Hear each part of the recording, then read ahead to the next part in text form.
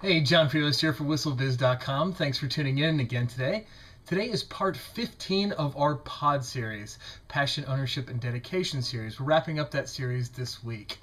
This week we've been talking about co-location, specifically what is co-location, why is it so vital, and yesterday we explored some of the basic objections that often come up when co-location is spoken about in an organization, as well as some of the counterpoints to those objections.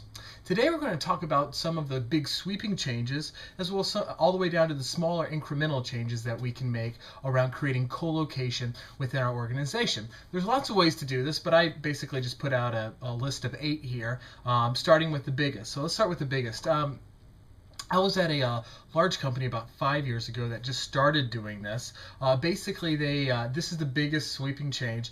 They decided to go totally mobile, become a totally mobile environment. So they got rid of all cubes and they made everything open workspaces and had private areas for phone booths. So this is about the biggest change you can do to an environment where you can freely let people co-locate wherever they please, wherever works for them, whatever makes sense. This is a totally free environment. It scares a lot of people. A lot of people like to know where the people's homes are, so that's a huge one. So I thought we'd start there. A second one, and kind of the ideal way that we would see doing co-location, is creating a big product space, a space or staking out a large conference room or a workspace where it is all about the product. within that area is all about product artifacts, collaboration, brainstorming techniques, whatever the group is being measured on, where the product is going. It could be profitability, it could be the amount of work that's been done on a particular product. That's the next level down. A third level would be basically having a bookable space, an unbookable space for a product team where they could go and work at any point. But it may not be big enough for a whole product team, 5 to 12 people, right? It could maybe smaller, like just a small conference room somewhere, but it's unbookable. At any point, anybody from that product can go there, and it's for that product, for that collaboration around that product space. That's the next level down. Another possibility is open spaces to invite others in. Is there any room that we can, any space that we can get within our area that we can bring other folks from product areas in to be able to work with us?